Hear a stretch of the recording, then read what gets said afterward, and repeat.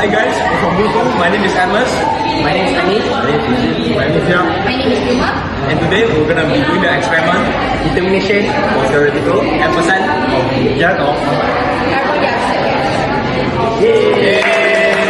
The objective of this experiment is to use chemistry, math, and balanced equations to figure out exactly how many grams of carbon dioxide gas should be produced on paper. Determine the limiting reactant to observe how the reaction stops once the baking soda is completely used up.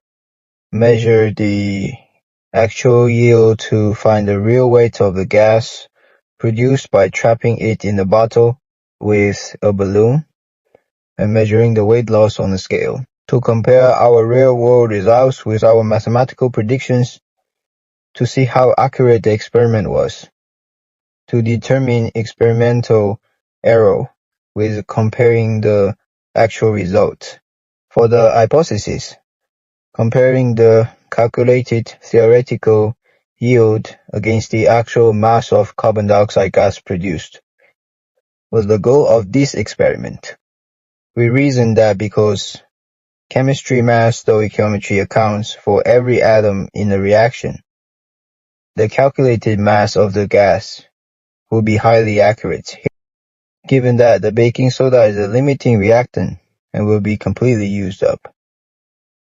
It was anticipated that the experimental mass loss measured on the scale will come very close, though it might be slightly lower due to a small amount of gas dissolving in the liquid or leaking from the balloon.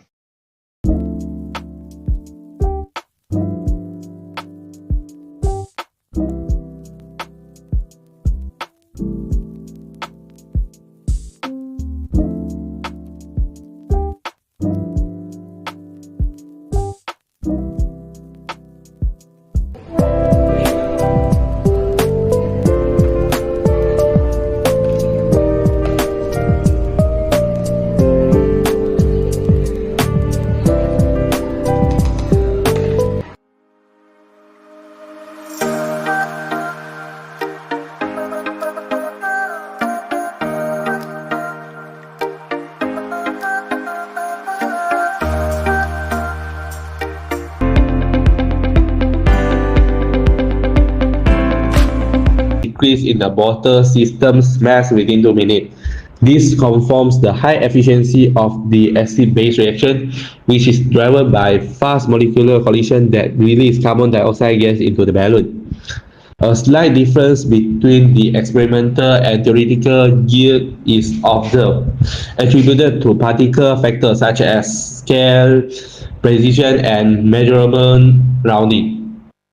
The presence of undissolvable baking soda confirms that vinegar acts as limiting reactant, as 2 teaspoons of baking soda exceeded the reacting capacity of 100 milliliters of vinegar.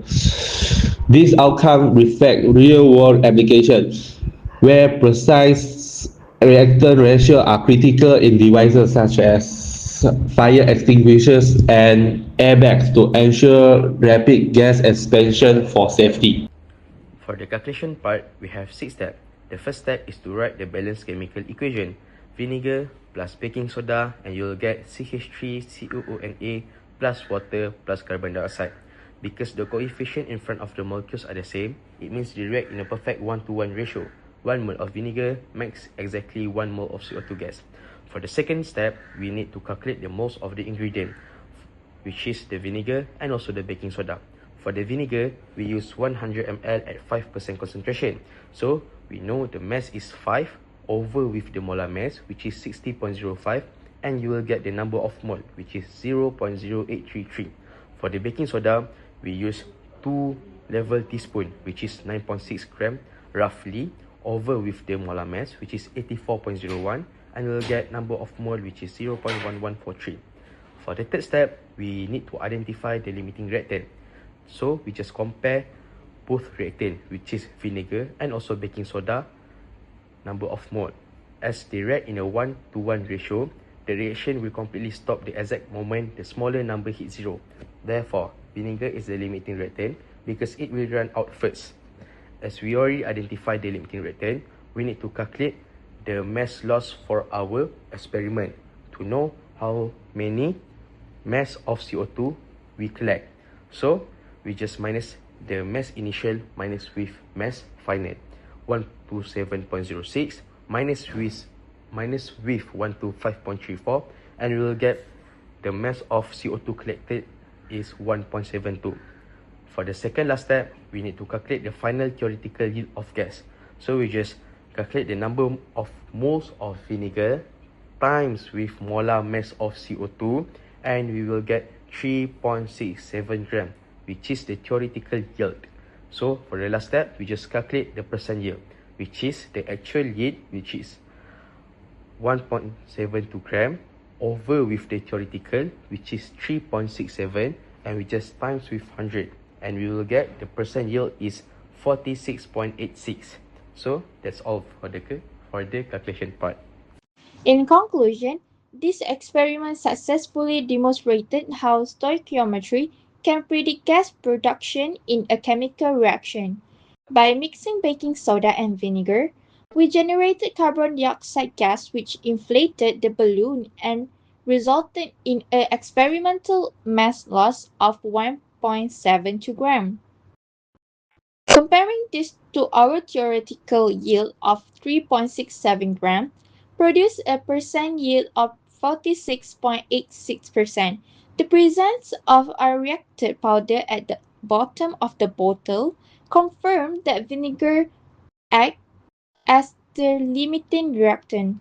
Ultimately, these findings support our hypothesis and illustrate how manufacturers utilize chemical equations to calculate precise ingredients ratio for real-world safety equipment. Thank you, and that's all for us. I hope you guys understand the video and enjoy the video.